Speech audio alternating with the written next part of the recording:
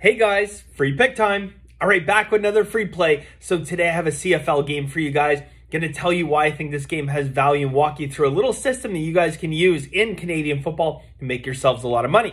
Yesterday, disappointing. Okay, we had a bad beat in every way, shape, and form.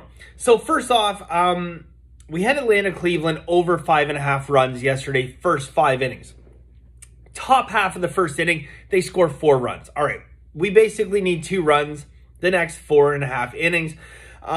What makes it even more disappointing, the fact they couldn't get that, they had 16 hits in the first half of the game. That's usually what, the average MLB game total is. But even worse than that, they left 15 runners on base. Yeah, 15 runners on base. Countless times, runners at third base with nobody out, with 1 out. Couldn't even get a sac fly. So it is what it is. It's a disappointing loss. It's a bad beat. But I think it highlights the fact that we have to always practice bankroll management, because it doesn't matter how well you cap a game. 16 hits in the first 5 innings. I think it was capped correctly. Probably most of you would agree. But it doesn't matter if you cap every single game perfect. You're always going to have variance. And that is why bankroll management is so important. You could cap 15 games perfectly and lose all 15. It's unlikely, but that is math. It can happen, okay? Nothing is 100%. It is why you always have to practice bankroll management. And that's why when I see people giving out consistent, 5, 10, 15 unit plays, the math says one thing and one thing only, that eventually you will go bust. Because that is the reality of sports betting. And I think yesterday is a good illustration of the exact type of game that you can cap perfectly, but still not end up getting a win. So for today, guys, yesterday, one of our 2-unit plays got rained out. Okay, that's going to narrow it down for some people. Going again today. All right, we got a 2-unit play going today. I guess you have a 25% chance of guessing what that play is. So you could guess, or you could join. BenderWins.com, $99 a month gets you my full card every single day. Also, I don't normally do this. I hardly ever do this, but I've given out a 2-unit play for tomorrow as well. I don't want to lose this line. Okay, the line's already out. Terrific amount of value. So I've given it out early, and we have a busy day all in all. I'm giving you guys, we have one CFL play. I'm going to give it to you guys. Got a WNBA. Like I mentioned already, got a 2-unit play going for MLB tomorrow. Lots of MLB, but today just dominated by MLB props. There's a lot of value out there in props. We're going to take full advantage of that. So again, if you're interested in joining BenderWins.com, it does not matter what day you join. You get a full month from the day you join. All right. Today we're going to go with Edmonton plus 7.5. So we're going to take Edmonton plus 7.5. The key lines in CFL. So we talk about the key numbers in NFL, 3, 7, right? To a lesser extent, 10. But I mean, those are your key numbers, 3 and 7. They're not as important in the Canadian game.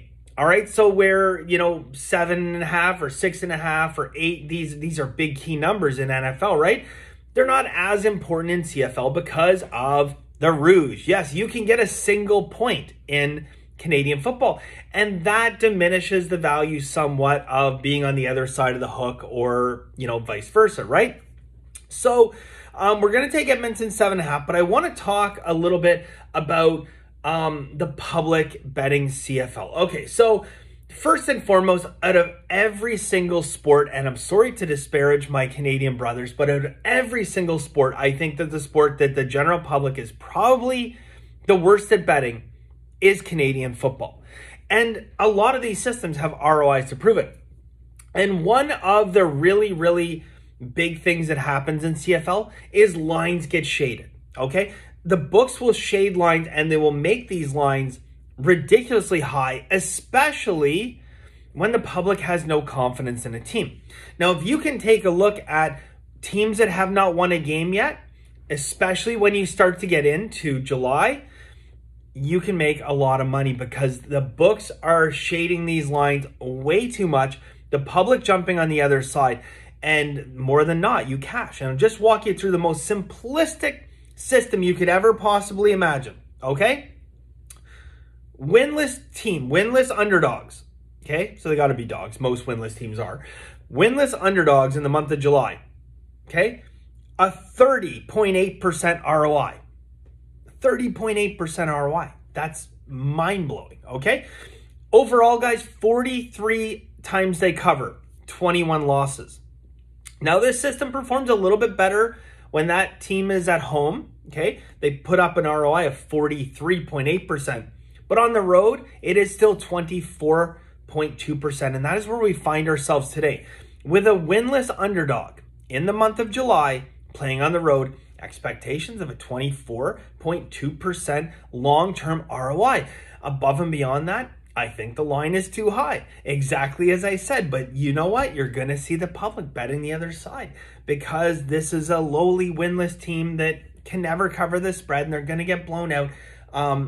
History would suggest otherwise. All right, guys. CFL is low-hanging fruit if you know what you're doing. If you don't know what you're doing, be very, very careful because the initial eye check can be a little deceiving. All right, guys. So, as I mentioned, we got a 2-unit play today, an early 2-unit play going tomorrow. WNBA, got a bigger play in WNBA. A lot of baseball, a ton of props. BenderWins.com. Best of luck, guys, and we'll see you soon.